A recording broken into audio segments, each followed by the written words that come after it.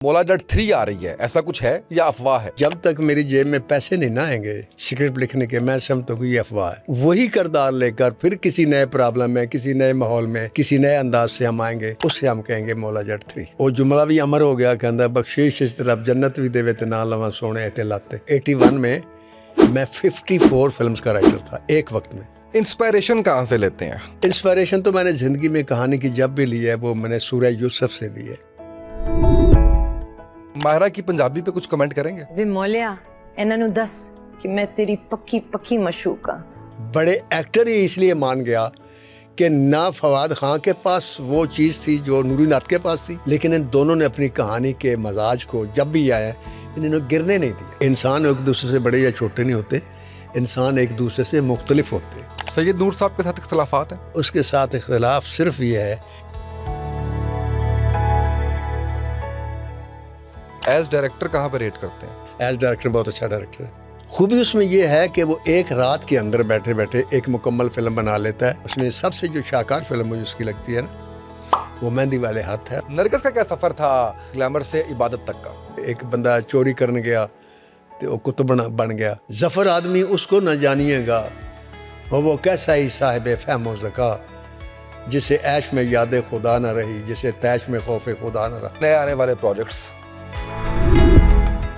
बिस्मिल्लाहिर्रहमानिर्रहीम, अस्सलाम वालेकुम। आप देख रहे हैं सुकून डिजिटल। मैं उसामा तैयब आपकी खिदमत में हाजिर हूँ। मेरे साथ हमारे लेजेंड नासिर अदीब साहब मौजूद हैं। 435 फिल्में हो गई जो इन्होंने लिखी हैं।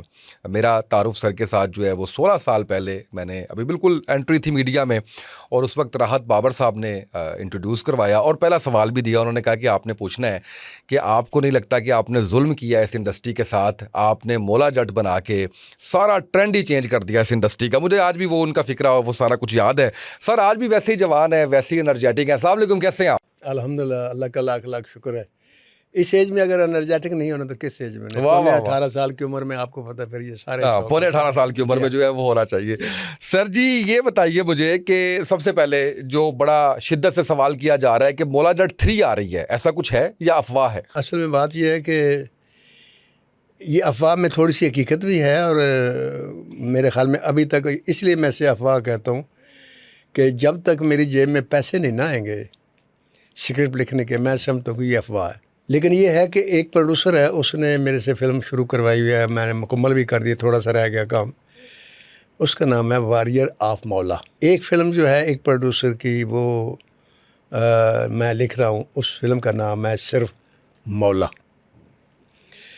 अब जब मौला के नाम पर फिल्म बनती है तो साफ ज़ाहिर उसका कहीं ना कहीं लिंक मौला जट के साथ ज़रूर जुड़ जाता है। तो इस हिसाब से तो आप कह सकते हैं कि मौला जट 3 आ रही है या उसका अगला कोई वर्शन आ रहा है, तो ऐसी फिल्म ज़रूर आएगी जिसमें उसका कुछ हिस्सा होगा। लेकिन एक होता है सीक्वल, मसलन जैसे वैशी जट के बाद मौला जट बनी तो सारे किरदार वो उसमें आए, उसमें मलिक आकू भी आया, उसमें दानी भी आए, उसमें मुखो भी आए, उसमें मूदा गाडी भी आया, और सुल्तान राय भी आया, उसमें दारो नतनी, वो दारो नतनी नाम चेंज हो, गजाला का रोल वो मलकानी का था, वो आएगा। नूरी नाथ विलन के तौर पर आ गया मलिक आकू के तौर में। फिर मौला जट का सीक्वल बना तो उसमें सारे ये किरदार आए। इस किस्म की जब फिल्म बनेगी उसे मैं कह सकता हूँ मौला जट 3, जिसमें वही किरदार लेकर फिर किसी नए प्रॉब्लम में, किसी नए माहौल में, किसी नए अंदाज से हम आएंगे, तो उससे हम कहेंगे मौला जट 3। अच्छा, नूरी नथ का आपने जिक्र कर दिया। मैं गुज़श्ता दिनों नथ कलां गया हुआ था, वहाँ पे नूरी नथ की कब्र पे भी गया मैं, वहाँ पे लोगों से मिला भी। वो तो हीरो मानते हैं नूरी नथ को, आपने विलन दिखा दिया। नहीं जी, अगर आप गौर से देखें तो नूरी नाथ विलन नहीं था, नूरी नाथ हीरो ही था, बल्कि मौला जट का असल हीरो ही नूरी नाथ है, और असल हीरोइन ही दारो नतनी है, मुखो जट्टी नहीं है। आखिर तक ना उसने कोई बदमाशी की, ना उसने भत्ता लिया, ना उसने ला कानून शिकनी की, और ना उसने कोई लड़की उठाई, ना उसने कोई मुजरा सुना। वो एक बहादुर आदमी था, और एक ऐसे आदमी की तलाश में था ਜਿਹੜਾ ਉਹਦੀ ਧੌਣ ਤੇ ਗੋਡਾ ਰੱਖੇ। ਉਹ नहीं मिलिया ਉਹਨੂੰ, ਉਹ ਮਿਲਿਆ तो ਉਹ टक्कर गया। फिर उनकी ये टक्कर सी, और उस टक्कर में तुसी देखो कि जो मौला जट ने कहा कि अज मैं तेरी भैन भी लै जानी तो लत्त भी, तो लत्त लाण लगा तो भैन अगे आ गई, उन्हें हथ जोड़ दिते। उन्हें कहा जा भैना, मंगया भी आई तो की मंगी, तो एकदम आवाज़ आई तो पता लगा उन्हें अपनी लत्त आप कट दी। तो ਉਹ ਜੁਮਲਾ ਵੀ ਅਮਰ ਹੋ ਗਿਆ, ਕਹਿੰਦਾ ਬਖਸ਼ਿਸ਼ ਇਸ ਤਰ੍ਹਾਂ ਜੰਨਤ ਵੀ ਦੇਵੇ ਤੇ ਨਾ ਲਵਾਂ ਸੋਹਣੇ ਤੇ ਲਾਤੇ। ਤੇ ਕਹਿਣ ਦਾ ਮਕਸਦ ਉਹ ਹੀਰੋ ਸੀ ਸਰ, और हीरो ही पेंट किया, उन्हें विलन पेंट नहीं किया, ना वो विलन है सी। इंस्पायरेशन कहाँ से लेते हैं? पहली बात जवाब है गंडासा। ये दो सवाल हैं आपके, एक इंस्पायरेशन की और एक गंडासा की। जी। इंस्पायरेशन तो मैंने ज़िंदगी में कहानी की जब भी ली है वो मैंने सूरह यूसुफ से ली है कि आप अगर सूरह यूसुफ पढ़ें, ये वो सूरत है, ये वो किस्सा है जिसको अल्लाह ताला की ज़ात जो खालिक कायनात है उसने कहा है अहसनुल क़सस, कि ये सारे किस्सों से अच्छा किस्सा है। खूबी उसमें क्या है, कभी आप उसे गौर से पढ़िएगा कि दुनिया का कोई ऐसा रिश्ता नहीं, दुनिया का कोई ऐसा सेंटीमेंट नहीं जो उस किस्से में मौजूद नहीं। लिहाजा कहानी का तो मैं वहाँ से लेता हूँ। और दूसरी बात यह है कि जो मैंने दीन का इल्म पढ़ा तो अल्लाह ताला ने जो कहानी लिखी वो विलन से शुरू की। मैदान लगाया, तमाम फरिश्ते बुलाए, आदम को सामने खड़ा कर दिया और सारे फरिश्तों से कहा मेरे जैसे मैंने अपने हाथों से बनाया ऐसे सजदा करो। सारे सजदे में झुक गए। अब उस मंज़र को देखें, हद निगाह तक फरिश्ते हैं चारों तरफ और सजदे में खड़े हुए क्या है, एक तरफ अल्लाह खड़ा हुआ, एक तरफ आदम है और सामने एक आदमी इब्लीस। क्या पावर दी होगी मेरे रब ने उस इब्लीस को कि वो खालिक कायनात से नहीं डरा, जो सिर्फ सोचे तो वो भस्म हो जाए या मट्टी बन जाए, बेनामो निशान हो जाए, लेकिन उसको ये पावर दी खुद। और फिर एक आडा लगा दोनों का। उन्हें क्या है, जिस वास्ते तू मैनू है गुमराह किया, ये मैं ज़मीन ते इसनू बहका देंगे, तेरे को दूर हो जाएंगे। अल्लाह ने कहा ये जिन्ने भी दूर हो जाएंगे, जदों मेरे को आके तौबा करेंगे मैं माफ़ कर दूँ। अब ये अल्लाह ताला का मान अपने आदम पर और उसका ये दावा कि मैं इसे बहकाऊँगा, ये जंग शुरू हुई। तो इंसान को गलत काम करने से पहले अगर सिर्फ इस सीन को सोच ले कि यार मेरे ते मान किने कीता, मान ते कीता मेरे रब ने मेरे ते, कि जेड़े मेरे बंदे होंगे वो गुमराह नहीं होंगे, मतलब वो गलत काम नहीं करनगे। तो इंसान सोचदा कि यार मैं फिर रब दा बंदा क्यों ना बन जावां, फिर वो जिसे नहीं करदा ते शुरू हो जाता है। हुण आ गई वो कहानी आसमान तो ज़मीन ते। ज़मीन ते आई तो ओदी कहानी शुरू हुई एक लड़की तो, एक खूबसूरत लड़की, अकलीमा नां सी उसदा। वो काबिल दे नाल जम्मी, हाबील दे नाल नहीं जम्मी। ओदी शादी रस्म दे मुताबिक, शरीयत दे मुताबिक जो आदम दी शरीयत सी, हाबील दे नाल होनी सी। काबिल ने कहा नहीं मैं दे नाल करी क्योंकि मैंने पसंद है। इत्थों कहानी शुरू हुई और उन्हें मर्डर कर दिता अपने भरा दा। और दुनिया दा पहला जिहड़ा जुर्म सी वो हो गया। उत्थों कहानी शुरू हुई ते हाबील ते काबिल दी ये जिहड़ी कहानी सर ये अज भी चल रही है। अज भी हर महल्ले च भी एक काबिल मिलेगा तुहानू, हर मुल्क च मिलेगा, हर शहर च मिलेगा, हर पिंड च मिलेगा, हर जगह तुहानू एक अकलीमा भी मिलेगी और हर जगह तुहानू हाबील भी मिलेगा। उहदे नाम बदल जाते हैं, किधरे मिर्ज़ा जट हो जाता है, किधरे रांझा हो जाता है, किधरे मजनू हो जाता है, किधरे पुन्नू हो जाता है, कभी महिवाल हो जाता है, कहीं फरहाद हो जाता है, कहीं माधू और लाल हुसैन हो जाता। मेरा मकसद ये चलते हैं सिलसिले। तो मैं सोचा कि मैं क्यों ना अपने रब की लिखी कहानी नूं बना लिया। तो मैं अपनी जिंदगी की जी पहली फिल्म लिखी वो दुश्मनी ते लिखी, और दुश्मनी तो मजबूरी च लिखी क्योंकि ना बांग्लादेश से फिल्म बना सकते सन, ना कश्मीर ते बना सकते सन, ना पार्लीमेंट नूं छेड़ सकते सन, ना वकील नूं कुछ कह सकते सन, ना जज नूं कुछ कह सकते सन, ना पुलिस नूं। ते पिछे रहते सन दो मौजू, या महल्ले की बदमाशी या दुश्मनी। तो मैं ज़ाती दुश्मनी तो सर फिल्म शुरू की। इंस्पायरेशन अपने माहौल तो ली, जिहड़ा माहौल मैं वेख्या सी, जिथे मैं पलिया जम्मिया बधिया, उत्थे मैं लोगों की गुफ्तगू सुनी, दुश्मन एक दूजे नाल किवें बोलदे ने। मेरे और बाकी राइटरां दे विच बुनियादी डिफरेंस ही सिर्फ इन्ना है, वरना मैं ये तस्लीम करदा हुन्ना कि जिन्ने राइटर मेरे नाल काम करते सन और जिहड़े अज भी ने, अगर मैं उन्हां दी तालीम वेखां या मैं उन्हां दा कम वेखां, उन्हां दी सोच वेखां, तो सारे मेरे तो अगे ने। प्रॉब्लम की है कि जिस तरह मैं कहना कि हर राइटर अपने आप नूं लिखदा है, ये इत्थे जम्मे लाहौर दे विच सर, अच्छा हस्पतालों जम्मे, अच्छा स्कूलों पढ़िया, महल्ले च आए, महल्ले बदमाशी वेखी, परने वेखे, बदे बदमाशी, छुरी, चाकू, खंजर, इन्हां दी कहानी उत्थों शुरू होंदी। ਸਰ ਮੈਂ ਜਿਸ ਮਾਹੌਲ ਵਿੱਚ ਆਇਆ ਉੱਥੇ ਦੁਸ਼ਮਣ ਆਮਣੇ ਸਾਹਮਣੇ ਆਉਂਦਾ ਜਿਸ ਵੇਲੇ ਸਰ ਗਾਲ ਨਹੀਂ ਕੱਢਦਾ ਇੱਕ ਦੂਸਰੇ ਨੂੰ, ਇਹ ਕੈਸੀ ਗੱਲ। ਪੂਰੀ ਲਾਈਫ 'ਚ ਮੈਂ ਇੰਨੀਆਂ ਲੜਾਈਆਂ ਵੇਖੀਆਂ, ਉਹਦੇ 'ਚ ਕਤਲ ਵੀ ਹੁੰਦੇ ਵੇਖੇ, ਡਾਂਗਾਂ ਪੈਣੀਆਂ ਕਿਹੜੀ ਵੇਖੀ। ਜਗ੍ਹਾ ਦਾ ਸਰ? ਸਰਗੋਦਾ ਸਰ, ਸਰਗੋਦਾ। ਸਰਗੋਦਾ ਦਾ ਪਿੰਡ, ਸ਼ਹਿਰ ਨਹੀਂ ਪਿੰਡ। ਲੜਾਈਆਂ ਦੇਖੀਆਂ ਔਰ ਮੈंने ਮਤਲਬ ਕੀ ਨਹੀਂ ਦੇਖਿਆ, ਲੇਕਿਨ ਮਜਾਲ ਹੈ ਕਿਸੇ ਨੇ ਕਿਸੇ ਨੂੰ ਭੈਣ ਦੀ ਮਾਂ ਦੀ ਗਾਲ ਕੱਢੀ ਹੋਵੇ। ਇੱਥੇ ਮੈਂ ਵੇਖਦਾ ਬਦਮਾਸ਼ ਲੈਣੇ ਸਭ ਤੋਂ ਪਹਿਲਾਂ ਭੈਣ ਦੀ ਗਾਲ ਕੱਢਦੇ, ਕੋਈ ਗਾਲ ਨਹੀਂ। ਉਹਨੇ ਇਹੀ ਕਹਿਣਾ, ਕਹਿੰਦਾ ਤਕੜਾ ਹੋ ਜਾ ਯਾਰ, ਕਲਮਾ ਪੜ੍ਹ ਲੈ, ਕੁਝ ਕਹਿਣੀ ਤਾਂ ਕਹਿ ਲੈ। ਕਹਿੰਦਾ ਅੱਗੇ ਆ ਕੇ ਵੇਖ, ਉਹਨੇ ਤਾਂ ਵਕਤ ਦੱਸੇਗਾ ਨਾ ਕਿ ਬਦਮਾਸ਼ੀ ਵੀ ਖਾਨਦਾਨੀ। हाँ जी बिल्कुल ਸਕੂਨ ਔਰ ਤਰੀਕੇ ਨਾਲ। ਔਰ ਇਸ ਬਦਮਾਸ਼ੀ ਦੇ ਵਿੱਚ ਜਿਹੜਾ ਇੱਕ ਅਨਸਰ ਸੀ ਉਹ ਨਾਕਾਬਲੇ ਬਿਆਨ ਹੈ ਕਿ ਮਤਲਬ ਅਗਰ ਫਰਜ਼ ਕਰੋ ਦੁਸ਼ਮਣ ਨਾਲ ਉਹਦੀ ਭੈਣ ਸਾਹਮਣੇ ਆ ਗਈ ਜਾਂ ਬੇਟੀ ਸਾਹਮਣੇ ਆ ਗਈ, ਸਰ ਉਸ ਦੁਸ਼ਮਣ ਦੇ 8 ਬੰਦੇ ਫਰਜ਼ ਕਰੋ ਉਹਨੇ ਮਾਰੇ ਨੇ, ਲੇਕਿਨ ਅਗਰ ਬੇਟੀ ਜਾਂ ਭੈਣ ਉਹਨੂੰ ਸਾਹਮਣੇ ਨਜ਼ਰ ਆਏ ਨਾ ਸਰ, ਉਹਨੇ ਅੱਖਾਂ ਝੁਕਾਉਣ ਤੇ ਰਸਤਾ ਛੱਡ ਦੇਣ ਕਿ ਤੂੰ ਗੁਜ਼ਰ ਜਾ। ਇਹ ਉਹ ਮੰਜ਼ਰ ਜੇ ਮੈਂ ਆਪਣੀ ਅੱਖਾਂ ਨਾਲ ਵੇਖਿਆ। ਮੈਂ ਉਸ ਮਾਹੌਲ ਨੂੰ ਸਾਲ ਲੈ ਕੇ ਜਿਸੇ ਵੈਸ਼ੀ ਜੱਟ 'ਚ ਆਇਆ ਤਾਂ ਉਹਦੇ ਵਿੱਚ ਉਹਨਾਂ ਦੀ ਜਿਹੜੀ ਗੁਫ਼ਤਗੂ ਸੀ ਉਹ ਵੀ ਲੋਕਾਂ ਨੂੰ ਲੈ ਗਈ, ਕਿਉਂਕਿ ਇਹ ਗੁਫ਼ਤਗੂ ਮੈਂ ਥਾਣੇ ਸੁਣੀ ਹੋਈ ਸੀ ਕਿ ਉਹ ਤਾਰੀਖਾਂ ਭੁਗਤਦਾ ਨੇ ਕਿ ਥਾਣੇ ਬਲਦਾਸਮ ਮੋਲਿਆ ਤੇਰਾ ਕੀ ਬਿਆਨ ਹੈ। ਕਹਿੰਦਾ ਲਿਖੋ ਥਾਣੇਦਾਰਾ, ਇਹਨਾਂ ਨੂੰ ਮਾਰਨ ਤੋਂ ਬਾਅਦ ਇਹਨਾਂ ਦੇ ਪੋਤਰੇ ਵੀ ਮਾਰਾਂਗਾ। ਕਹਿੰਦਾ ਬਕਨਾ ਮੂਰਖ ਅਫਜ਼ਾਲ, ਕਹਿੰਦੇ ਬਿਆਨ ਹੈ। ਕਹਿੰਦਾ ਨਹੀਂ, ਜੱਟ ਦਾ ਖੜਾ ਕੇ ਕਹਿੰਦਾ ਸਾਹਿਬ ਨੇ ਤੇਰੇ ਕੋਲੇ ਪੁੱਛਿਆ ਤੇਰੇ ਪਿਓ ਨੂੰ ਕਿੰਨੇ ਕਿੰਨੇ ਕਤਲ ਕੀਤਾ ਹੈ? ਕਹਿੰਦਾ ਹਥਕੜੀਆਂ ਤੂੰ ਖੋਲ ਦੇ, ਧੌਣਾ ਮੈਂ ਲਾਈ ਜਾਂਗਾ, ਨਾ ਆਪ ਲਿਖਦਾ ਜਾਏਗਾ। ਇਹ ਸਟਾਈਲ ਜਿਹੜਾ ਸੀ ਇਹ ਇਸ ਤੋਂ ਪਹਿਲੇ ਨਹੀਂ ਸੀ ਆਇਆ। ਉਹ ਮੈਂ ਆਪਣਾ ਤੈਵਰ ਲੈ ਕੇ ਆ, ਇਹ ਮੇਰੇ ਰੱਬ ਦੀ ਬਲੈਸਿੰਗ ਸੀ, ਇਹ ਮੈਂ ਸੋਚ ਕੇ ਨਹੀਂ ਲਿਆਂਦਾ। ਬਿਲਕੁਲ ਠੀਕ। ਕਿ ਮੈਂ ਕੋਈ ਆਪਣੀ ਅਕਲ ਨਾਲ ਲੈਂਦਾ। ਉਹ ਜਿਸੇ ਉਹਨੇ ਮੈਨੂੰ ਇੱਜ਼ਤ ਦੇਣੀ ਸੀ ਮੇਰੇ ਕੋਲ, ਉਹਨੇ ਕਰਵਾ ਦਿੱਤਾ, ਮੈਂ ਕਰ ਦਿੱਤਾ। ਉਹ ਗੰਡਾਸਾ ਜਿਹੜਾ ਸੀ ਉਹ ਕਲਾਸ਼ਨਕੋਫ ਤੇ ਵੀ ਹਾਵੀ ਹੋ ਗਿਆ, ਡਾਂਗਾਂ ਤੇ ਵੀ ਹਾਵੀ ਹੋ ਗਿਆ। ਲੋਕਾਂ ਨੂੰ ਕਲਾਸ਼ਨਕੋਫਾਂ ਯਾਦ ਰਹੇ, ਗੰਡਾਸਾ ਕਲਚਰ ਯਾਦ ਰਹਿ ਗਿਆ ਅੱਜ ਵੀ। ਅੱਛਾ, ਜਿਸ ਵੇਲੇ ਮੌਲਾ ਜੱਟ ਆਈ ਉਹਨੇ ਮੋਹਰ ਲਾ ਦਿੱਤੀ, ਉਹ ਇੱਕ ਸੰਗੇ ਮੀਲ ਹੋ ਗਈ। ਉਹ ਫਿਰ ਮੌਲਾ ਜੱਟ ਅੱਜ ਤੱਕ ਹਿੰਦੁਸਤਾਨ 'ਚ ਵੀ ਹੈ, ਉਹੀ ਬਣ ਰਹੀ ਹੈ, ਇੱਥੇ ਵੀ ਉਹੀ ਬਣ ਰਹੀ ਹੈ। ਫਿਰ ਲੈਜੈਂਡ ਆਫ ਮੌਲਾ ਜੱਟ ਆ ਗਈ। ਹੁਣ ਲੋਕ ਕਹਿੰਦੇ ਨੇ ਕਿ ਜੀ ये नई पौधा है जी, ये नई सोच चाहते हैं, नया ट्रेंड चाहते हैं, आप पुरानी बातें करते हैं। नासिर साहब 80 की बात मत करें फलां। मैं तो 79 की फिल्म लिखी लेजेंड ऑफ मौला जट, ਉਹੀ ਕਰਦਾਰ, ਮੌਲਾ ਵੀ ਉਹੀ, ਮੁੱਖੋ ਵੀ ਉਹੀ, ਦਾਨੀ ਵੀ ਉਹੀ, ਮਾਖਾ ਨੱਤ ਵੀ ਉਹੀ, ਨੂਰੀ ਨੱਤ ਵੀ ਉਹੀ, ਦਾਰੋ ਨਤਨੀ ਵੀ ਉਹੀ, ਤੇ ਆਲ ਟਾਈਮ ਰਿਕਾਰਡ ਕਾਇਮ ਕਰ ਦਿੱਤਾ ਉਸ ਫਿਲਮ ਨੇ। ਤੇ ਸਾਬਤ ਕੀ ਹੋਇਆ कि सर आप बात जो कर रहे हैं वो किस अंदाज से कर रहे हैं।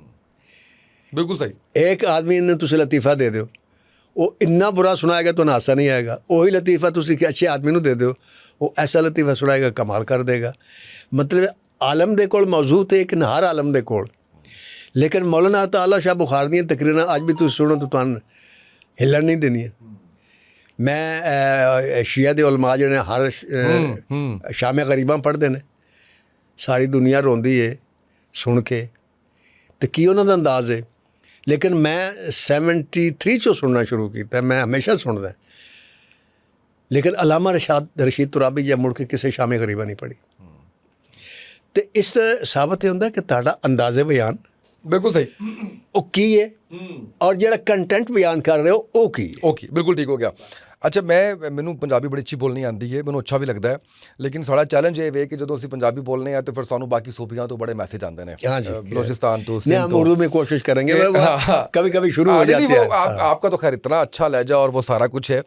तो मैं आपको बताऊं, अक्सर लोग मुझे कहते हैं ना साहब आप पंजाबी में प्रोग्राम किया करें। पंजाबी प्रोग्राम मैंने इनके साथ शेख रवेल असगर के साथ पंजाबी में प्रोग्राम किया था, बड़ा अच्छा वो गया, उनकी पंजाबी बड़ी अच्छी है। तो अच्छा, मैं अब आपसे जानना ये चाह रहा हूँ कि सिलेक्शन खुद करते हैं अपने कैरेक्टर्स की?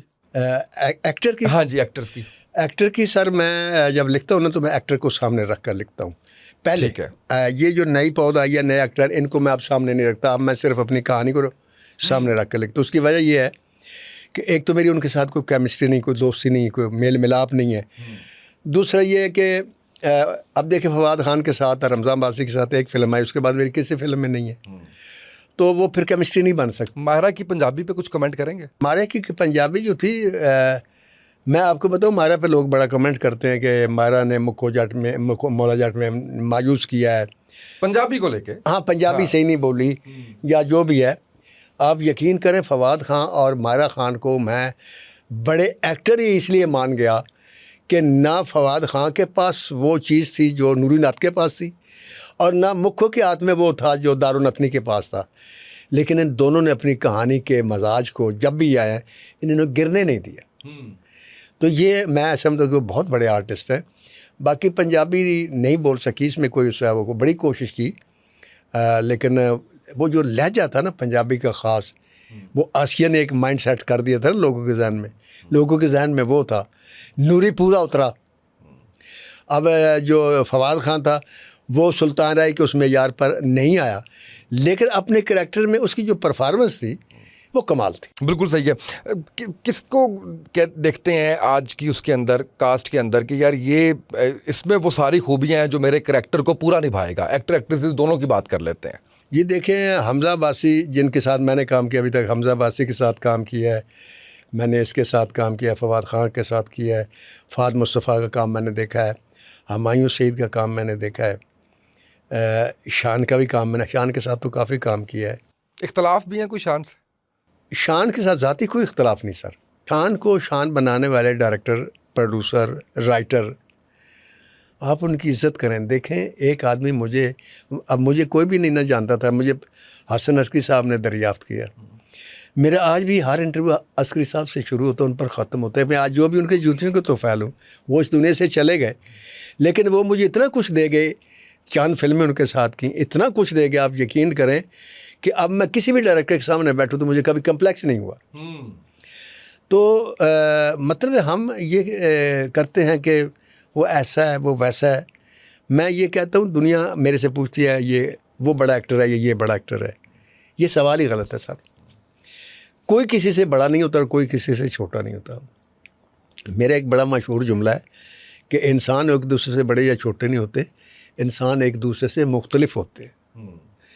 जो फवाद खान करता है वो शान नहीं कर सकता, जो शान करता है वो फवाद खान नहीं करेगा, जो हमज़ा अब्बासी करता है वो हुमायूं सईद नहीं करेगा, हुमायूं सईद जो करता है ये इनमें से कोई भी नहीं करेगा। उनका एक वो ऑरा और खूबी इनमें ये है कि हर एक ने अपनी जगह बनाई, अपनी शनाख्त बनाई, और ये बड़ी बात है। वरना एक आध फिल्म के बाद हीरो जो है गायब हो जाता है।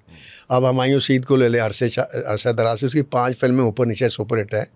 ये रिकॉर्ड किसी आदमी के पास नहीं है, न हिंदुस्तान में न पाकिस्तान में। तो इसी तरह फ़ाद मुस्तफ़ा है, वो काम कर रहा है, उसकी अपनी एक शनाख्त है। फवाद खान की अपनी है, हमज़ा अब्बासी की अपनी है, शान की अपनी है। तो इनको आप कैटेगराइज नहीं कर सकते। इनको मतलब ये पांचों ऐसे आर्टिस्ट हैं, आप यकीन करें कि इन पर जितना बोझ डाला जाए ये उठा सकते हैं। लेकिन आप नहीं समझते कि अब एज फैक्टर ऐसा है जिसके अंदर कुछ नए आने वालों को भी मौका मिलना चाहिए? इस पे भी आवाम बहुत ज़्यादा तनकीद करती है। मैं किसी उसकी बात नहीं कर रहा, मैं जनरल पब्लिक की बात कर रहा हूं। ये देखें जी, ये एज जो फैक्टर है ये पूरी दुनिया में ख़ास तौर पे शोबस में काउंट होती है। सिर्फ हॉलीवुड को छोड़ दें, हॉलीवुड को तो 55 के एज के भी हीरो होते हैं, उनके साथ हीरो, उनका स्टाइल कुछ और है, उनकी लाइफ का और सोचने का अंदाज़ भी और है। और चूँकि हमारे लिए वो गैर मुल्की फ़िल्म होती है तो हम उनको एक्सेप्ट भी कर लेते हैं। लेकिन जब पाकिस्तान की फ़िल्म होती है, उसमें पहली बात ये कि लड़की है वो बड़ी सुपरहिट जा रही है, उसने शादी कर ली और उसकी आधी पब्लिक ख़त्म हो जाती है। क्योंकि एक माइंड सेट की होता है आर्टिस्ट, हर आर्टिस्ट जो हीरोइन होती है उसको वो ये समझते कि ये मेरी है। वो जब फिल्म में देख रहे होते हैं तो हीरोइन को, और ख़ुद हीरो होते और हीरोइन से प्यार कर रहे होते और वो खुश हो रहे थे। जिस वक्त शादी कर लेती है तो उनका आधा इमेज ख़त्म हो जाता है। तो इसी तरह फिर जब एक लड़की है, हीरोइन की उम्र ज़रा कम होती है, वैसे भी औरत की उम्र कम है, मतलब एक हीरोइन है वो ज़्यादा से ज़्यादा मेरे हिसाब से बहुत ही बड़ा फ़र्क निकालेगी, 10 से लेकर 15 साल, उसके बाद वो बड़ी भाभी या उसके रोल में आना शुरू हो जाती। इसी तरह जो हीरो हैं, जो हमारे मर्द हैं, हजरात होते हैं, अच्छा मेंटेन भी यहाँ लोग कम करते हैं। अब लोगों को समझ आई है। आप देखें सलमान खान को देखें, 60+ लोग हैं। लेकिन उसको भी नहीं एक्सेप्ट कर रहे। नहीं, अब नहीं कर रहे। अब नहीं कर रहे, वरना आज से 5-7 साल पहले तक लोगों ने एक्सेप्ट किया। अब मुझे ये बताया, आज से 5-7 साल भी पहले वो 55 और 60 के दरमियान था। बिल्कुल ठीक है। शाहरुख भी ऐसे था, आमिर खान भी ऐसे था।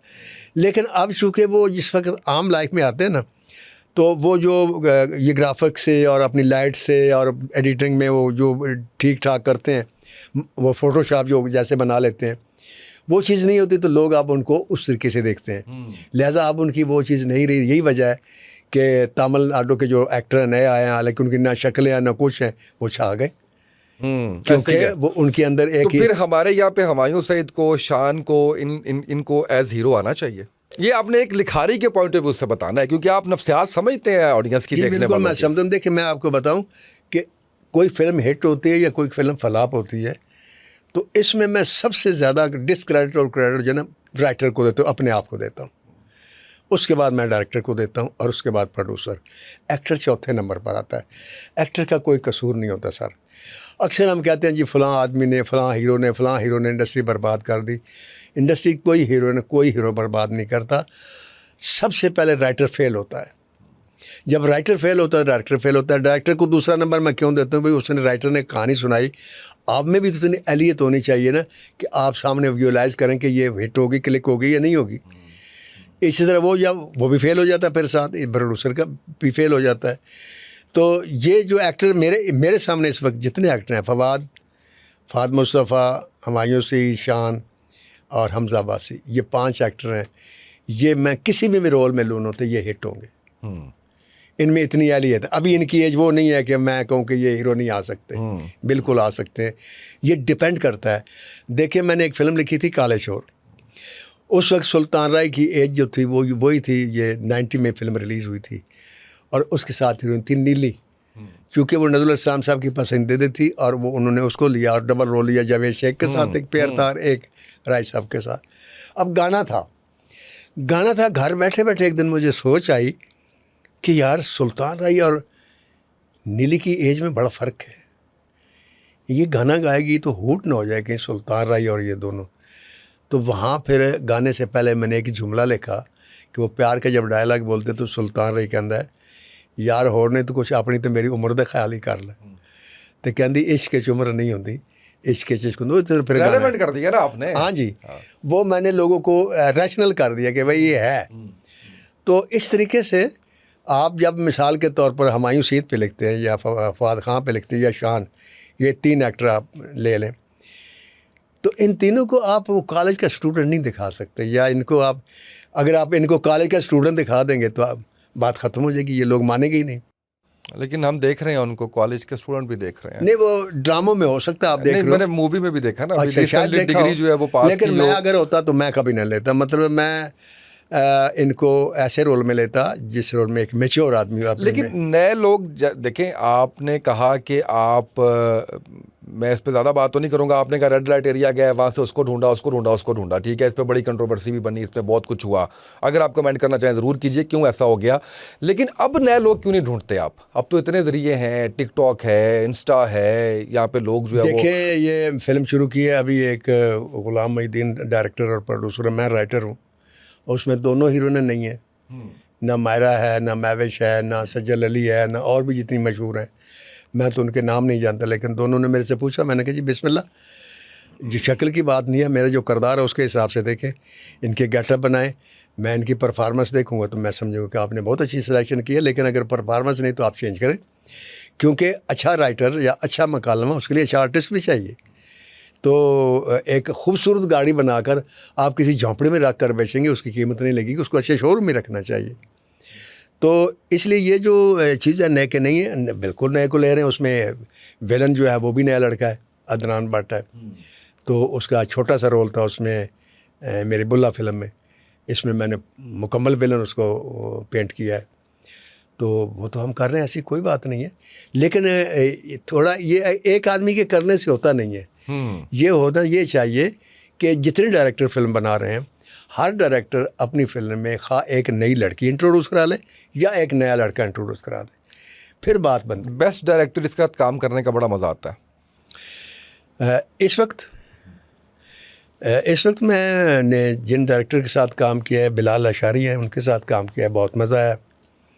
और गुलाम मोहिउद्दीन तो आपको पता है, वो उसकी पहली फ़िल्म है, उसके वो डायरेक्टर अभी बनेगा, अल्लाह करे वो अच्छा बन जाए। तो उसके साथ तो मैंने एज ए फ्रेंड काम कर रहा हूँ। तो बिलाल अशारी से सीखा भी बहुत कुछ। तो एक डायरेक्टर के साथ मेरी फ़िल्म है, वो मैं इंतज़ार करूँ कि किस दिन शुरू होगी। नदीम बेग साहब, उनके काम से भी मैं बहुत मुतासर हूँ, अच्छा काम करते हैं। और वो भी एक चैलेंज है, उसमें हुमायूं सईद को हीरो लिया हुआ मैंने। और आप देखेंगे कि जो रोल मैंने उसके लिए लिखा है कि वो इतना अच्छा लगेगा कि आपकी सोच होगी, क्योंकि मैंने उसके पिछली फिल्में भी देखी हैं, उसका फेस देखा, उसकी परफॉर्मेंस वो कहाँ तक जाता है मेरे इल्म में है। नदीम की जो टेकिंग है वो भी मेरे इल्म में है, तो इंशाल्लाह बहुत अच्छा लगेगा वो। सैयद नूर साहब के साथ इख्तलाफात हैं? सैयद नूर साहब से मेरे कोई इख्तलाफात नहीं है। सैयद नूर साहब के साथ मेरा एक ही इख्तलाफ है, और वो ये है कि उसका मिलना, उसका रिसीव करना, उसका विश करना और उसका ज़ाहिर इतना अच्छा है, अल्लाह उसे नज़र बद से बचाए। मेरी उसके साथ इख्तलाफ सिर्फ ये है कि जो आपका ज़ाहिर है इसको भी बातन कर लो उसी को, तो आप वली हो जाएंगे। एज डायरेक्टर कहाँ पर रेट करते हैं? एज डायरेक्टर बहुत अच्छा डायरेक्टर है। खूबी उसमें ये है कि वो एक रात के अंदर बैठे बैठे एक मुकम्मल फ़िल्म बना लेता है। वो को 8 फिल्में होती हैं। खूबी उसमें क्या है कि एक फ़िल्म से हीरो लेगा, किसी फिल्म से विलन लेगा, लेकिन उनको रेलेवेंट ऐसे करेगा कि वो कहानी उसे लगेगा जैसे ये इसकी अपनी कहानी है।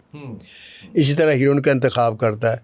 ये जो है ना, मैं ऐसे कहता हूँ राइटरों का जापान है। वो जापान जब देखता है ना किसी चीज़ की, तो उसकी कॉपी बनाकर मार्केट में अब तो चाइना है ना, अब चाइना अब पहले जापान था, अब तो चाइना उसमें है। ये बड़ी क्वालिटी है। और ये कोई ये उसकी नेगेटिव बात नहीं है। आपको बताऊं कि बजाय इसके कि वो एक वकील थी ना, तो उसको उसने कर लिया, तो कहना यार मैंने बड़ा वकील काबल किया। तो एक वकील कहने लगा यार मैंने भी इसवा कहता नहीं।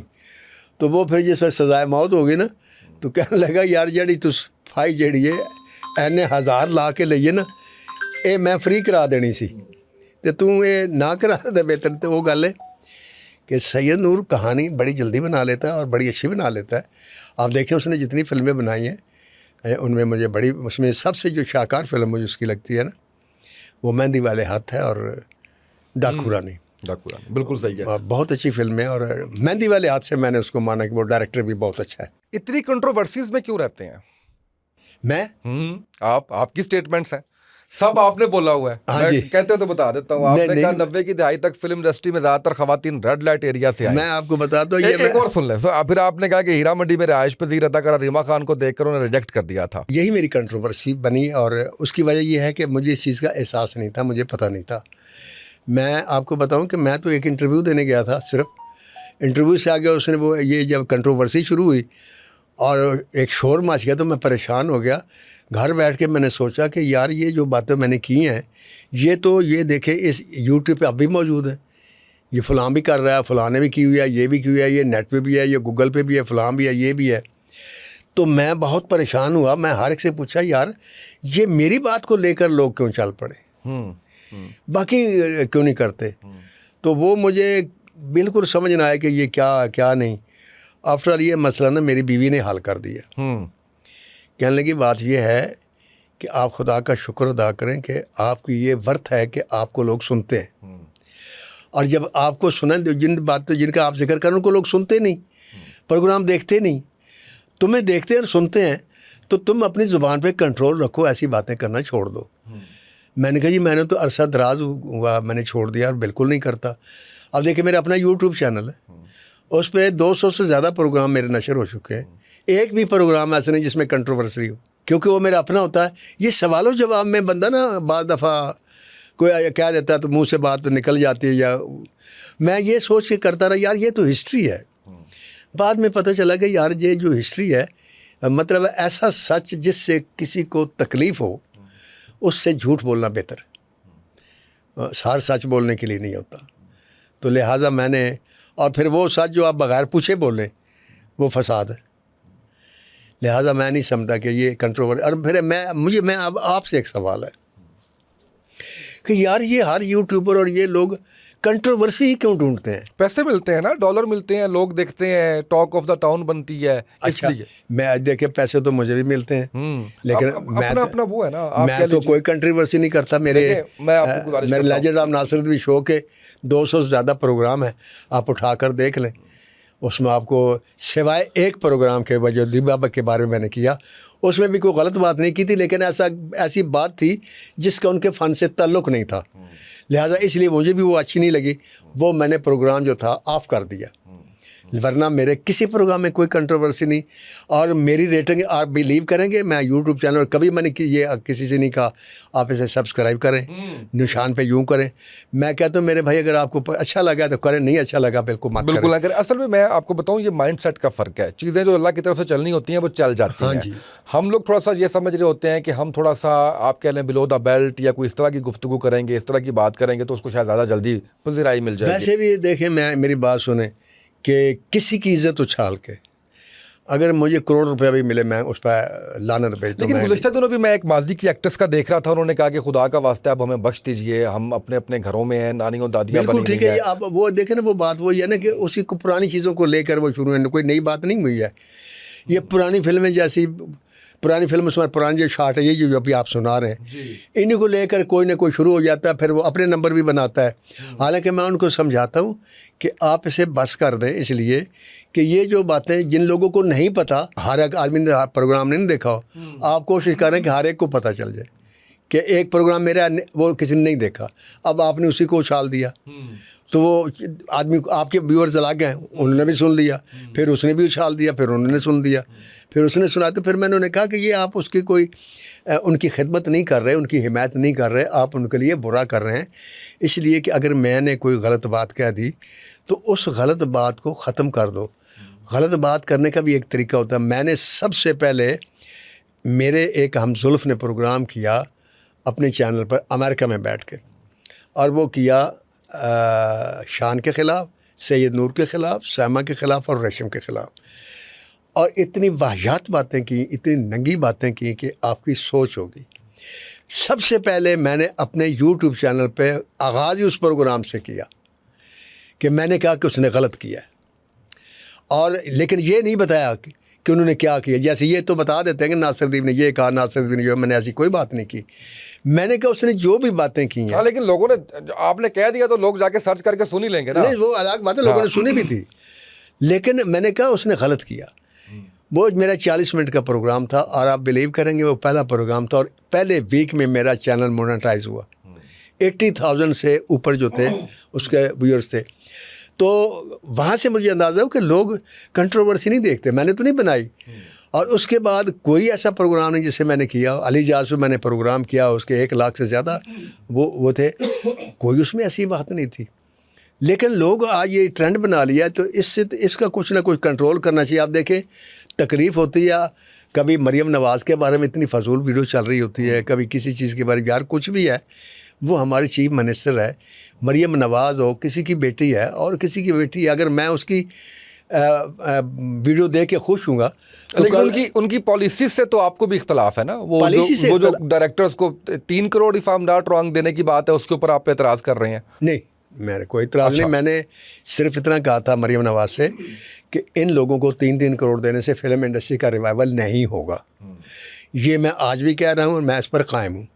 मैंने उन्हें ये कहा था कि आप एक काम करें कि जो छोटे शहर हैं वहाँ सिंगल स्क्रीन के सिनेमा बनाएं। आप देखिए, बुल्ला लगे यहाँ ओडियन में, और यहाँ से उतर गई क्यू सिनेमा से, और वहाँ 6 वीक बाद में भी चलती रही, 2.5 महीने चली, यानी छोटी ईद पर रिलीज़ हुई, बड़ी ईद तक चलती रही। और वहाँ से जितने उसने पैसे कमाए, आपकी सोच होगी। तो अगर हर शहर में इस किस्म की छोटी स्क्रीनें हों तो प्रोड्यूसर जो है वो छोटी स्क्रीनों से पैसे कमा लेगा, उसका नुकसान पूरा हो जाता है। वरना ये तो पहले शो देखते हैं और देखते हैं, तो दूसरे दिन वो कहते हैं कि आप 3 से 1 शो कर दिए, वो भी लास्ट शो देंगे पता नहीं, उसके बाद वो DCP जो भी होते हैं दे देते हैं, प्रोड्यूसर बोले बेचारा लेके घर चला जाता है। तो मैंने मरियम नवाज़ से उनको ये सजेशन दी थी कि अगर आपने अपने पास से नहीं बनाने, एक आर्डिनेंस नाफिज कर दें कि छोटे शहरों में, कोई भी शहर हो, जो भी कोई प्लाजा बनाएगा 4 मंजिला, उसमें एक सिनेमा लाजमी बनाएगा, खा 50 सीट का बनाए, जैसे टर्की में हुआ। लेकिन उन्होंने ये भी नहीं किया। तो मैंने कहा 3 करोड़ रुपए से जो तो आपने दिए, 3 करोड़ रुपए कम अज़ कम मेरे हिसाब से 3 सिनेमा बन सकते हैं छोटे। तो आप इनको देने की बजाय आप शेखुपुरा में, कामोकी में, जेहलम में, सरगोधा में, बलवाल में, पीर महल में, लोधरा में, सियालकोट में सिंगल सिनेमा बनाएं। हमारी इंडस्ट्री में रूज क्यों था फिल्में इतनी बुरी और फ्लॉप बनती थी, आपकी सोच होगी, लेकिन डेड फ्लॉप फिल्म होती थी, दूसरे दिन प्रोड्यूसर ओपनिंग कर देता था। वजह ये थी 250 सिनेमा था सर सर्किट में, उसका प्रिंट वापस ही नहीं आता था, वो साल चलता रहता था, उसको पैसे कहीं 5,000 7,000 8,000 10,000 मेले लागते 64, तो वो सिनेमा ख़त्म लेकिन हो गए। उसमें भी ये मसला नहीं था कि हम जिस गंडासा कल्चर की बात कर रहे हैं, मुझे याद है कि अगर हम कोई 25-30 साल पहले चले जाएं तो सिनेमास तो तब बहुत ज़्यादा थे, 25-30 साल पहले भी, लेकिन वहाँ पे लोग जो है वो शराब के नशे में धुत आके हुल्लड़बाजी, नारेबाजी और वो सारा कुछ जो है वो करते थे, तो फैमिलीज़ ने तो जाना बंद कर दिया वो देखने के लिए। तो आप नहीं समझते कि कोई आर्ट मूवी, कोई आप कह लीजिए ऐसी सॉफ्ट कहानी कोई ऐसी होती तो जिसके अंदर फैमिलीज़ भी उसको जो है वो पसंद करती और वहाँ पे जाती? नहीं, मैं आपको बताता हूँ, पाकिस्तान फिल्म इंडस्ट्री में ये जो गंडासा कल्चर है, इसकी वजह इसने फिल्म को नुकसान नहीं पहुँचाया। गंडासा कल्चर ने तो पाकिस्तान की शनाख्त जो है पूरी दुनिया में बनाई है। लेजेंड ऑफ मौला जट ने, जहाँ हिंदुस्तान की 4-4 अरब रुपए की फिल्में भी इसके सामने उतर के घर चली गई। फिल्म इंडस्ट्री को बर्बाद किया दो चीज़ों ने। एक चीज़ ये थी कि हीरा मंडी बंद हो गई। आप ज़रा देखें, हीरा मंडी 91 में मेरी फिल्म लगी थी, नहीं 88 में ये आदम, वहाँ से ये उजड़ना शुरू हुई, 91 तक ये हीरा मंडी ख़त्म हो गई। जिस वक्त हीरा मंडी ख़त्म हो गई तो जो तमाशबीन जाते थे मुजरा देखने के लिए, उन्होंने किया कि वो थिएटरों में जाना शुरू हो गए। जब थिएटरों में जाना शुरू हो गए तो थिएटर के मालिकान ने और जो करने वाले थे उन्होंने अखलाकियात को एक तरफ रख दिया, और हीरोइन को जो गाने जो थे थिएटर में पहले होते ही नहीं थे, 8-8 गाने डाल दिए, और हीरोइन के ड्रेस जो थे वो शार्ट होना शुरू हो गए। उस चीज़ ने वो ऑडियंस जो थे ना, वो हल्ला गुल्ला करने वाले, वो थिएटर में आते थे, सिनेमा में नहीं आते थे। मैंने सिनेमा में भी देखे। नहीं, सिनेमा में कोई एक आदमी होगा वो, लेकिन ये होता नहीं। तो उसका मुकाबला करने के लिए फिल्म इंडस्ट्री के कुछ डायरेक्टरों ने क्या किया कि उन्होंने वल्गैरिटी गानों में शुरू कर दी अपनी फिल्मों में। उससे ख़वातीन जो हैं वो हमारी सिनेमा इंडस्ट्री से दूर हो गई।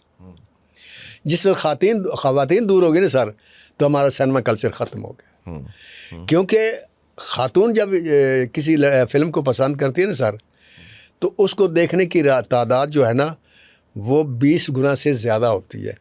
क्योंकि मर्द जो पसंद करते हैं वो ज़्यादा अपने एक दोस्त को, दो दोस्त को लेके जाते हैं। औरत को जब फिल्म पसंद आती है तो अपने घर वालों को भी ले जाती है, रिश्तेदारों को भी ले जाती है, मलेदारों को भी बताती है कि बहुत अच्छी फिल्म है, जाके देखो, और फिर देखती हैं। बिल्कुल सही। अच्छा, फिर वो दूसरे उसमें रिपीट वैल्यू बहुत करती हैं। उनको ज़्यादा चलो वही फिल्म देखें। चूड़ियाँ क्यों चली, मजाजन क्यों चली? ये उस दौर में फिल्में बनी जिस दौर में हमारी फिल्मों में गंडासा और हमारी फिल्मों में वल्गैरिटी थी। सैयद नूर के ये कैरेक्टर, उसने उस दौर में वो फिल्में बनाई जो वुमन ओरिएंटेड थी। लोग औरतों को वाय तफरीह मिली, लिहाजा चूड़ियों ने रिकॉर्ड बिजनेस किया, मजाजन ने रिकॉर्ड बिजनेस किया। तो ये इस चीज़ ने मारा, वो फिर सन में गिरना शुरू हो गए। सन में गिर गए तो कल्चर चला गया। अच्छा, कुछ ऐसे डायरेक्टर या एक्टर एक्ट्रेसेस जो आपको लगता हो कि बहुत नॉन प्रोफेशनल हैं, नहीं उनके साथ काम किया जा सकता? ऐसे डायरेक्टर तो बहुत सारे हैं, लेकिन मैंने तो कभी किसी के साथ ऐसे कि जो नॉन प्रोफेशनल मैं नहीं काम करता। और मैं माजरत कर लेता हूँ, ये नहीं कहता कि तुम इस काबिल नहीं हो, मैं ये कह देता हूँ कि मैं इस काबिल नहीं हूँ कि मैं आपके साथ चल सकूँ। मैं बाय दिस और दैट वो छोड़ देता हूँ फिल्म, या पैसे इतने मांग लेता हूँ कि वो चला जाता है। कितने? लेकिन मैं कितने मांग लेते हैं? मैं बहुत पैसे मांग लेता हूँ। मैं 30 लाख रुपया तो मैं फिल्म के लेता हूँ, मैं उससे 50 मांग लेता हूँ, किसी से 40 मांग लेता हूँ, वो फिर भाग जाते हैं। एक्टर और एक्ट्रेसेस में? एक्टर एक्ट्रेसेस में तो मैं मेरे बड़ी अच्छी लड़कियाँ मैंने तो जिनके साथ काम किया, मायरा खान के साथ काम किया, मैं मामा मालिक के साथ काम किया, बहुत अच्छी हैं। मामा मालिक की मैंने मुखालफत भी की जब बिलाल शाह ने उसको दारुल नतनी के रोल में लिया। मैंने कहा यार वो नहीं कर सकेगी, तो उसने कहा नहीं करेगी, और उसने ऐसा किया कि कमाल किया। और फिर मैंने उससे अपोलोजाइज़ भी किया, भाई मैंने तुम्हारी मुखालफत की थी लेकिन तुमने साबित किया। तो बड़ी अच्छी लड़कियाँ, बड़ी कोऑपरेटिव। और आज की जो लड़कियाँ हैं ना, इनके ठीक एटीट्यूड तो हैं, स्टाइल तो हैं, वैनिटी भी चाहती हैं, सब कुछ, लेकिन प्रोफेशनल बहुत है। रीमा को देख के रिजेक्ट किया था, उससे भी माजरत की बाद में? नहीं, वो माजरत करने की मैं खुद ही मतलब कह दिया था कि मैं उस अपनी बात पे कि मैंने शर्मिंदगी तो नहीं महसूस की, लेकिन मैंने अल्लाह की कुदरत को पहचाना कि इज़्ज़तें ज़िल्लतें मकाम जो है न, ये मेरे हाथ में नहीं है, ये अल्लाह के हाथ में। तो मैंने जिसे रिजेक्ट किया वो बुलंदी में आई सुपरहिट हो गई, और उसके बाद आज तक वो एज ए हीरोइन पहचानी जाती है। तो इसी तरह ये होता है कि किसी को आप रिजेक्ट कर देते हैं। आगा जी गुल ने नदीम साहब को क्या नहीं दिया था कि आपने नाक देखी है, हीरोइन बनने आए हैं, अपनी नाक देखें जाकर। वो चला गया। किसको कहा था? नदीम बेग साहब को। नदीम बेग।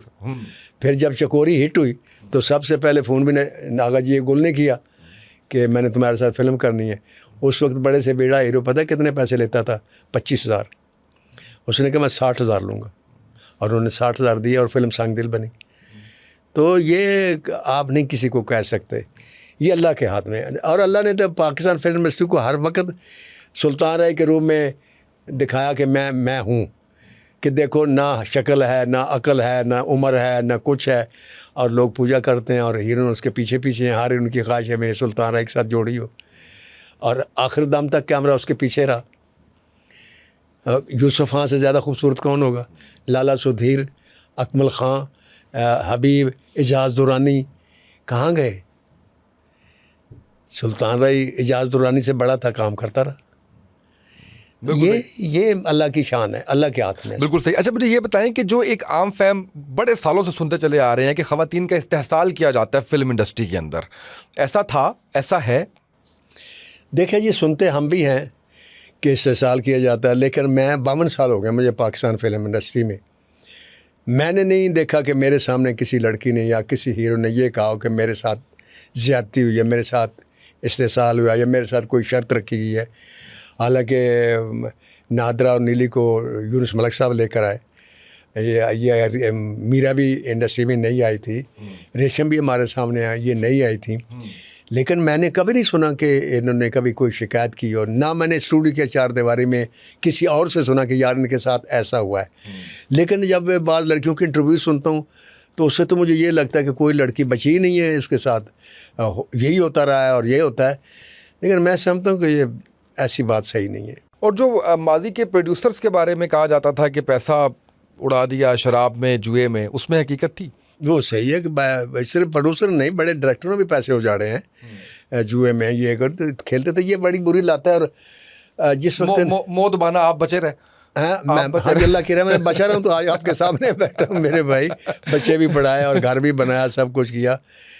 क्योंकि मैं पहले साफ़ी था ना, तो मैंने देखा था लोग दो चीज़ें मैं देखता था। कमी है कि तो अपनी औलाद पर ये तवज्जो नहीं देते। इंडस्ट्री के लोग मशहूर हो जाते हैं, मसरूफ़ हो जाते हैं, लेकिन औलाद की तालीम पर तवज्जो नहीं देते। लिहाजा कोई चर्स पी रहा है, कोई शराबी हो गया, कोई जेब कतरा हो गया। तो फिर अल्लाह ताला ने जब मुझे अरूज दिया तो मैंने बच्चों को बेगम के हवाले कर दिया। मैंने कहा पैसे मैं दूंगा, तालीम तुमने दिलानी है आला से आला। अल्हम्दुलिल्लाह फिर उसने भी डिप्टी कमाल निभाई और बच्चे आला तालीम याफ्ता हो गए, माशाल्लाह। घर बनाया। और कभी ये नहीं किया कि पैसे जो हैं, मतलब जो कमाए ना वो कोई प्रॉपर्टी ख़रीदी, बीवी के नाम लगा दी। कोई चीज़ मेरे नाम नहीं है। ये जो कपड़े हैं ये मेरे हैं, ये 2 घड़ियाँ पहनी हुई ये मेरी हैं, एक गाड़ी वजह वो मेरी है, वो तो खैर बेटे ने लेकर दिया, लेकिन चलो मेरी है। एक ब्रीफ केस है मेरे पास, या कपड़ों की अलमारी है। वरना अगर मेरी बीवी कहे चलो पाजे तो जाओ। तो आपा के नाम कितना कुछ लगवाया हुआ है? सब कुछ, घर उनका, गाड़ी उनकी, प्लाट उनका। प्लाट का तो एक वो है, दुकान थी ये औरेगा मार्केट के सामने है प्लाजा, उसके में दुकान थी। एक ये सेंटर था बरकत मार्केट था, वहाँ दुकान थी, वो सब उनके नाम था। अच्छा, आप बता रहे थे मुझे कि माजी के प्रोड्यूसर नहीं, डायरेक्टर सारे जो है वो सारे नहीं, मतलब काफ़ी हद तक। हाँ, लेकिन काफ़ी आते, मतलब जब पैसा आता है ना, मैंने जो नोट दिए कि जब इंसान के पास पैसा आता है तो ना, तो इधर उधर देखता है, नीचे नहीं देखता, वाह, पीछे भी नहीं देखता। वाह वाह वाह वाह। वो इधर उधर जब देखता है ना, तो फिर किसी की नज़र औरत पर पड़ जाती है, तो वो फिर औरत के पीछे पड़ जाता है। उसकी ज़िंदगी का मकसद ये होता है कि भाई औरत चाहिए मुझे, और जब औरत चाहिए फिर शराब भी पीता है। और जब शराब पीता है तो फिर उसको जो हमारी है वो कहते हैं साहब जी आज रेस चल के खेलते हैं, वो फिर जाता रेस भी खेलता है।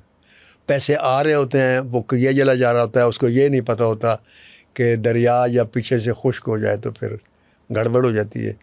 वो फिर गड़बड़ हो जाती है। और फिर आप देखें बड़े बड़े लोग जो हैं, बड़े बड़े आर्टिस्ट जो हैं, पिछली उम्र में या अपीलें कर रहे होते हैं या अपनी कसम पुरसी के हाल में वो जा रहे होते हैं। क्यों ऐसा करते हैं? ये गलत नहीं करना चाहिए। जिन्होंने किया वो गलत किया।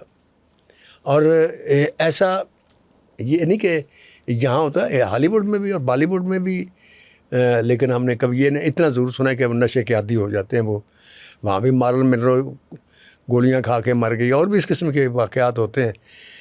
ये हर जगह चलता है। इंसान की देखिए, इंसान जनूबी अफ्रीका का हो, इंसान शुमाली अमेरिका का हो, इंसान कहीं का भी हो, इसकी नेचर वही रहती है, ख्वाब उसके वही होते हैं, ख्वाहिशें उसकी वही होती हैं। तो उसमें ये बिल्कुल कॉमन चीज़ है कि आप देखें जब बादशाह इक़्तिदार में आता है, वो मुग़ल आज़म हो, वो सिकंदर आज़म हो, वो हिटलर हो, वो सऊदी अरब के फरमावा रवा हों, ये अमारात के हों, तो उनके इर्द गिर्द आप देखें तो आपको 4-4 बीवियाँ, 8-8 बीवियाँ, 100-100 कनीज़ें, लौंडियाँ, ये वो रखेल, इस मुल्क में भी, उस मुल्क में, इधर भी उधर भी।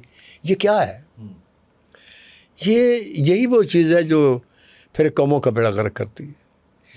जब आप ऊपर जाते हैं ना, पता नहीं क्या है कुछ। मैं एक चीज़ से बड़ा हैरान हूँ। मैं अक्सर एक जुमला बोलता हूँ, वो जुमला मेरा नहीं है, वो जॉन एलिया का जुमला है, और कमाल जुमला। मैं कहता हूँ उसके अंदर पूरी लाइफ है इंसान की। वो कहता है कि यार हम कामयाब तरीन होकर, खूबसूरत तरीन होकर, ज़हीन तरीन होकर, अमीर तरीन होकर एक दिन मर जाएंगे। इससे ज़्यादा क्या होता है? यही है ना इंसान का। ऐसे ही है, बिल्कुल ऐसे तो एंड क्या है? मौत है। मैं अपने लीडर जितने भी हैं, क्योंकि मैं तो सियासी आदमी नहीं हूँ, लेकिन पसंद नापसंद हर आदमी होती है, वो मेरी भी है, लेकिन मैं हर एक को एक बात कहता हूँ कॉमन, कि यार खुदा के लिए आप ये ना सोचें कि लोग क्या कर रहे हैं, आप सिर्फ ये सोचें कि अल्लाह क्या सोच रहा है आपके बारे में। आप ज़मीन पर रहकर इंसानों का खून चूस रहे हैं। कितनी की दौलत चाहिए आपको? कितना का पैसा चाहिए? 22 कमरों का महल बनाते हो, सोना तो एक कमरे में, एक चारपाई, 2 चारपाई पर कभी किसी इंसान को सोए देखा आपने? कभी भी नहीं। एक खाने में वही 1-2 रोटी, आप सारे जहान का गला जमा कर लें, सब कुछ कर लें, सारे पैसे रख लें, वो डॉलर पास पड़े होते हैं। वो अमिताभ बच्चन ने अपना एक इंस्टाग्राम पे लगाया है कि दुनिया के बेशुमार पैसा मेरे पास है, सब कुछ है, लेकिन रात को मैं जब सोता हूँ मुझे नींद नहीं आती। अब वो पैसा बेकार है ना सर। तो अगर आपके पास पैसा इतना आ जाए, जो चीज़ मांगे आपकी वो पूरी हो, तो आप असल खुशी से दूर हो जाते हैं। आप यकीन करें, असल खुशी पता कब होती है? जब एक चीज़ के लिए आप तरसें और कोशिश करते रहें, और कुछ सालों के बाद फिर वो आपको मिले, तो फिर जो आपको खुशी होगी आपकी सोच होगी। फिर आप दोस्तों को कहेंगे यार ये, और अगर आपके पास इतना पैसा है कि आपने अपने बाप से कहा ये गाड़ी चाहिए, आ गई, वो गाड़ी चाहिए, आ गई, हेलीकॉप्टर चाहिए, आ गया, जहाज चाहिए, आ गया, तो खुशी तो आपकी ख़त्म हो गई ना। ऐसे ही, बिल्कुल ऐसे ही है। और इंसान अपनी खुशी की वजह से यंग रहता है। मैं अपनी खुशियों की वजह से यंग। मैं अल्लाह ताला से मैंने कहा या अल्लाह उतनी दौलत देना जिससे मैं गुमराह ना हो जाऊँ। नहीं, वो तो जितनी आई वो आपने आगे तोड़ दी। मैंने आगे भी तोड़ दी, मैं अपने पास रखता भी नहीं। वही कह रहा हूँ ना, आगे आपने। और दौलत मेरी वही है जो मैंने किसी को दे दी, जो मेरे पास है वो मेरी है ही नहीं। आखिर में 2 चीज़ें मैंने आपसे पूछनी है। नरगिस का क्या सफ़र था ग्लैमर से इबादत तक का? देखें जी, ये तो वो एक बड़ी मशहूर कहावत है ना कि एक बंदा चोरी करने गया तो वो कुत्ता बन गया। तो एक लड़की जो ग्लैमरस में थी और उसने दौर देखा, हीरोइन भी बनी, सब कुछ हुआ, और उसके बाद अल्लाह ताला ने कोई हादसा ऐसा हुआ उसकी ज़िंदगी में जिसने उसकी सोच को बदल दिया। क्योंकि कोई ना कोई हादसा होता है जो इंसान को रिवर्स करता है। ये नहीं होता कि आप एक काम पे जा रहे हैं, कहा जा रहे तो एकदम रिवर्स हो जाए। कोई होता है वाक़या। आप देखें, मैं शारजा में गया तो पता चला कि किसी दोस्त ने बताया कि यहाँ शराब नहीं मिलती, बाकी हर जगह मिलती है। मैंने कहा क्यों? कहते उनका एक ही बेटा था, बड़ा प्यारा था, शराब का इतनी पी ली कि उसकी डेथ हो गई, तो उसने शारजा में शराब ममनू कर दी।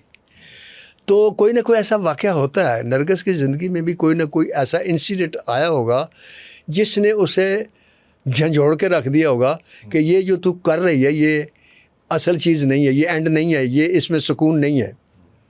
तो सुकून जैसे अल्लाह कहता है वो तो अल्लाह के ज़िक्र में है, वो फिर अल्लाह की तरफ आ गई। और एक्टर एक्ट्रेसेस भी हैं जो सेट पे भी आपको नमाज पढ़ते हुए बड़े पाबंद जो है वो नज़र आते हो दीन के ऊपर। स्टूडियो में जितने भी लोग मैंने देखे ना नमाज़ पढ़ने वाले सर, उसमें गरीब लोग देखे। मैंने कभी किसी प्रोड्यूसर को नहीं देखा, और डायरेक्टर भी उस डायरेक्टर को देखा जिसके पास फिल्में नहीं हैं और जो नामवर भी नहीं, बस किसी नामवर को मैंने कभी डायरेक्टर को नहीं देखा कि वो आया हो, और ना मैंने किसी प्रोड्यूसर नामवर को देखा कि वो आया हो। गरीब और टेक्नीशियन लोग नमाज़ पढ़ते हैं, और वैसे भी हदीस है कि दुनिया का हर मज़ गरीबों से शुरू हुआ और एंड में गरीबों में रह जाएगा, अमीरों में ख़त्म हो जाएगा। आज आप जाएं, आप ये बड़े घरों में जाएं, आप वहाँ अगर दीन की बात करेंगे तो को उठ के चले जाएंगे, वो सुनेंगे नहीं आपको, यार ये दखा नहीं उसी आदमी, छोड़ दे इसको, दफ़ा करो। मैं अपने पॉडकास्ट में अपने इल्म को यूज़ इसलिए कर रहा हूँ। मैं लोग कहते हैं ना कि तुम करते, बखुदा मुझे पैसे के लालच नहीं, ना मुझे पैसे की कमी है, अल्लाह ने मुझे बहुत कुछ दिया है अल्हम्दुलिल्लाह। और जो मैं यूट्यूब चैनल से कमाता हूँ वो मेरा आना जाने की पेट्रोल की कीमत है। लेकिन मुझे बचता क्या है? बचता मुझे ये है कि जब भी मैं किसी आर्टिस्ट की कहानी बयान करता हूँ, उस कहानी का फिर एंड में उन्हें बताता हूँ कि इस कहानी से आपने सीखा क्या। फिर वो मैं उनको बताता हूँ, फिर वो उनको हिट करता है। मसलन वहीद मुराद पर प्रोग्राम करते हुए मैंने कहा था दुनिया का सबसे खूबसूरत हीरो, लड़कियां आशिक, घूमना घामना ये वो। मैंने कहा एक फिर वक्त आया कि लड़कियों ने इग्नोर करना शुरू कर दी, लड़कियां नदीम को देखना शुरू हो गई, इसको लोग, और वो ये बर्दाश्त नहीं कर सका, इस सवाल को बर्दाश्त नहीं कर सका और वो आखिर मर गया। बाद लोग कहते हैं ख़ुदकुशी की बात लगे, जो भी अल्लाह बेहतर जानता है, लेकिन उनकी डेथ हो गई, कमरे में मुर्दा पाए गए। तो मैंने कहा आप लोगों ने कभी सोचा कि सब्र और शुक्र किसे कहते हैं? सब्र ये और शुक्र ये नहीं है कि अल्लाह ताला ने आपको बहुत दिया और आप कह रहे हैं या अल्लाह तेरा लाख लाख शुक्र है, नहीं। शुक्र ये अगर उसने नहीं दिया तो फिर भी अल्लाह का शुक्र अदा करें, या अल्लाह तूने अगर मुझे नहीं दिया, तू बेहतर जानता है कि मुझे नहीं मिलना चाहिए था, ये शुक्र है। तो आपको अल्लाह ने मकाम दिया तो उस मकाम को संभाल के रखे। वो मैं एक शेर है बहादुर शाह ज़फ़र का कि ज़फ़र आदमी उसको न जानिएगा, हो वो कैसा ही साहिब फ़हम ज़का, जिसे ऐश में याद खुदा न रही, जिसे तैश में खौफ खुदा न रहा। तो जब आप अरूज पे होते हैं, पैसा आ रहा है, इज़्ज़त है, शोहरत है, दौलत है, नाम है, मकाम है, प्रोटोकॉल है, उस वक्त भी आप ज़रा नीचे भी देखना शुरू करें और पीछे भी देखें, वो जगह ज़रूर देखें। उस वक्त हम यूँ अगर ऊपर करके ना तो यूँ देखते हैं और यूँ देखते हैं, यहाँ से गड़बड़ शुरू होती है। तो जो फिर अल्लाह के फ़ैसलों को नहीं मानते वो नाशुक्र के मुर्तकिब होते हैं, और फिर वो या फिर नशे में लग जाते हैं, ख़ुदकुशी कर लेते हैं, चिड़चिड़े हो जाते हैं, जो भी आप कह सकते हैं वो हो जाते हैं। तो मैं अपनी पॉडकास्ट में लोगों को वो तरीका जीने का सिखाता हूँ जो अल्लाह को पसंद है। और इसलिए ये पॉडकास्ट नहीं छोड़ता कि मुझे पता है लोग एक्टरों की बातें सुनना चाहते हैं, ऐसे ही है। वो सुनने एक्टरों की बातें चाहते हैं, बीच में मैं अपनी बात भी कह देता हूँ। बिल्कुल सही है। न्यू वायरल देखा है आपने, आपका क्या चल रहा है आजकल? नहीं, मोमना इकबाल। अच्छा नहीं, वो उसमें मैंने कोई गलत बात तो नहीं की थी, लेकिन ये है कि वो जो समझ ले गलत बात हो अपनी मर्जी, मैंने सिर्फ इतना कहा था। नहीं, मैंने कंट्रोवर्सी नहीं कही, हाँ, मैंने वायरल कहा है। वो चलता है, मेरा तो कोई भी प्रोग्राम है जो वायरल होता है अक्सर। मैंने ये नहीं कहा वायरल। हाँ, लेकिन इस चीज़ से तौबा की हुई है और मैं कहता ये तो अभी आया है, ये तो अभी का आया है। तो आप मोमना को फिर राइट साइड पे नहीं समझते इस मामले के अंदर? मैं समझता हूँ। तो फिर आपने क्यों कहा अगर ऐसा करती तो मैं उसके नहीं, मैंने ये कहा था, मेरे पास जो स्टेटमेंट इंटरनेट पे आ रही है, नहीं, मेरी बात सुनो, मैं बताता हूँ मैंने क्या कहा था कि उसके साथ जो भी एक रोमांस चला, सारा कुछ हुआ और उसके बाद फिर गड़बड़ होगी, ख़त्म होगी। तो मैंने कहा था ऐसा क्यों हुआ? ऐसा इसलिए हुआ कि एक लड़की ने जब लड़के को पसंद कर लिया, लड़के ने लड़की को पसंद कर लिया, इसके बाद आगे नहीं चलना चाहिए था दोनों को। वो वालदा के पास जाती या अपनी माँ को बताती कि ये लड़का मुझे पसंद है, मैंने शादी करनी। वो अपने बाप को बताता और दोनों की शादी हो जाती, और ये बक बक कभी नहीं होती। होता ये है कि हम अंग्रेज़ तो माशरे में रहते हैं, हम पाकिस्तान के माशरे में रहते हैं। तो मैंने ये कहा था कि बग़ैर निकाह के आप किसी के साथ मिलना जुलना, हेरा फेरी, आना उठना बैठना ये ना करें, ये शरअ में जायज़ नहीं है। अब शरअ क्या कहती है? हम तो अब देखें, मैं तो अब अपनी फिल्मों में गाने भी नहीं डालता। आप देखें लेजेंड मौलाजी में कोई गाना नहीं था, ये ग़ुलाम मोहिउद्दीन की फ़िल्म है, इसमें 3 गाने हैं, एक सिर्फ लड़कों का जश्न है और एक लड़की का गाना और एक और उन्होंने आइटम सॉन्ग अपनी मर्ज़ी से रखा है। बहरहाल कहने का मकसद ये है कि एक बहुत बड़े इमाम हैं जिनका मुझे कन्फर्म नाम नहीं है, इसलिए मैं यूँ 4 इमामों में से एक बहुत बड़े इमाम है। उनसे किसी ने पूछा कि जी क्या एक नामहरम आदमी किसी नामहरम लड़की को कलाम पाक पढ़ा सकता है? उनका जवाब सुने। उनका शरह के अंदर पढ़ाने वाला जुनैद बगदादी जैसा वली हो, पढ़ने वाली राबिया बसरी जैसी पाकबाज औरत हो, पढ़ने वाली किताब कलाम पाक हो, जगह खाना काबा हो, फिर भी नामहरम औरत को नामहरम मर्द कलाम पाक नहीं पढ़ा सकता। फिल्में और ड्रामे फिर कैसे जायज़ है? नहीं, फिल्में और ड्रामे जा सकते हैं, उसमें ज़रूरत तो नहीं ना कि आप जफ्फियाँ डलवाएं और ये इस किस्म की हरकतें करें। उसके बगैर बनती प्यार नहीं है। नहीं, प्यार हो अभी सकता आपने फिल्म बताई, आपने कहा मैंने उसमें छोड़ प्यार, दिया। देखिए प्यार हो सकता है, प्यार का इजहार भी हो सकता है। और ये देखें, हमने अपने नबी पाक से क्या सीखा? वो तजारत करते थे, भेजा, हज़रत बीबी को पसंद है, उनकी दयानतदारी, उनकी नफासत, जो कुछ भी, उन्होंने अपनी मुलाजमा को भेजा और रिश्ते का पैगाम भेजा। लेकिन हम जब उसको इम्प्रोवाइज़ करते हैं और उसको जब स्क्रीन पे दिखाते हैं, अभी आपने कहा गाने ख़त्म कर दिए, फिर आपने कहा एक उन्होंने अपनी मर्ज़ी से आइटम सॉन्ग डाल दिया, तो उस पर आपने एहतजाज किया या आप उसको नहीं, मैंने उनको ये कहा था, गुलाम मोहिउद्दीन को, मैंने कहा आप आइटम सॉन्ग डालें, बेहतरीन गाना बनवाएं, उसके बोल अच्छे हों, उसमें वल्गैरिटी ना हो, उसमें ड्रेसेस गलत ना हो। तो उन्होंने कहा नहीं, मैंने ऐसे ही सोचा हुआ। मैंने कहा फिर ठीक है। कहने का मकसद ये कि एक चीज़ जो ये तो बात तय ना, ज़िंदगी जो है ये हम अपनी मर्ज़ी से नहीं जी सकते। ज़िंदगी हमको ऐसी जीनी चाहिए जो अल्लाह चाहता है। अगर हमारा इस पर फेथ है, फिर तो मेरी बात को लोग गौर से सुनेंगे। अगर इस बात पर किसी का फेथ नहीं, वो कहेंगे ये बकवास करता है, तो ठीक है, वो उसको कंट्रोवर्शियल बना लेंगे। आखिर में नए आने वाले प्रोजेक्ट्स? जी, एक तो ये गुलाम मोहिउद्दीन की फ़िल्म है, मैं आपको बता रहा हूँ, एक वारियर ऑफ मौला, वो अभी मैं लिख रहा हूँ। एक राबिया हसन तारक साहब की बेटी की फ़िल्म मैंने लिख दी है, उसका नाम है गुत वाली सुरमा, वो आ रही है। एक फ़िल्म मौला आ रही है, अरशद बड़ैच उसके प्रोड्यूसर हैं। और एक फ़िल्म जो है उसका नाम है, अभी फाइनल नहीं हुआ, शायद राना डायरेक्टर हैं, प्रोड्यूसर ने उसका नाम अपना फाइनल किया हुआ है, ना छेड़ मलंगानू, लेकिन डायरेक्टर चाहता है ये नाम चेंज हो, वो बात की बात है। पर एक वो फ़िल्म लिख रहा हूँ। और एक फ़िल्म मैं जंजीर के नाम से लिख रहा हूँ, और वो इसके प्रोड्यूसर जो है ना अमेरिका के हैं, उनका नाम है, एक बड़े होते थे ड्रामा का, वो स्टेट ड्रामे के बड़े, वो फिल्म बना, उसका नाम जंजीर, उर्दू की फ़िल्म है वो, एक वो है। और एक फ़िल्म शान मुस्तफ़ा ने मेरे साथ साइन किया, अभी वो अमेरिका में है, उसका भी नाम भी नहीं रखा और काम भी शुरू नहीं किया। एक हुमायूं सईद साहब की फ़िल्म है, उसका भी अभी नाम नहीं रखा, नदीम बेग साहब डायरेक्टर हैं। तो ये प्रोजेक्ट हैं जो चल रहे हैं। एक वक्त में जो है वो इतने सारे लिखते हैं, तो गुडमुड नहीं कभी हो जाता मामला? नहीं सर, मैं आपको एक इसका मिसाल देता हूँ कि एक औरत थी, तो उसके 9 बच्चे थे। तो उसके बाप ने एक दिन कहा किसी आदमी से कि यार मैं अक्सर बच्चों के नाम भूल जाता हूँ, हैं? ठीक है, लेकिन माँ नहीं भूलती, नहीं ना भूलती। तो राइटर माँ होता है अपनी इंडस्ट्री। ये मेरे बच्चे हैं, वाह वाह वाह। ये कैसे गड़बड़ में उनको, मुझे पता है कि ये बच्चा ये है, ये बच्चा वो है। और मैं आपको बताऊँ 81 में मैं 54 फिल्म्स का राइटर था एक वक्त में, और मेरी वजह से कभी किसी फिल्म की शूटिंग कैंसिल नहीं हुई। तभी तो ये 435 हुई हैं। हाँ जी, तभी हुई है। Thank you so much sir, आप तशरीफ लाए, आपको दोबारा भी ज़हमत देंगे। ये देखे आगे 16 साल बाद मिलें छोड़ें। नहीं, वो 16 साल की मैंने सारी वजह बताई है आपको। आपने पींगे कहीं और बढ़ाई हुई थी। तो अब जो है ना वो आपको ज़हमत देते रहा करेंगे। नाज़िर अदीब साहब जो है वो, उनके साथ हमेशा की तरह बहुत ही अच्छा लगा आज भी, और हमने कोशिश की कि चीज़ें आपके सामने रखें, आपको दिखाएं, आपको बताएं, और जो इस इंडस्ट्री के अंदर जिस तरह से चीज़ें चल रही होती हैं उसको एक पॉजिटिव पोर्ट्रे जो है वो नाज़िर अदीब साहब से बेहतर शायद कोई नहीं कर सकता। आज के पॉडकास्ट से इतना ही, इजाज़त दीजिए, अल्लाह हाफ़िज़।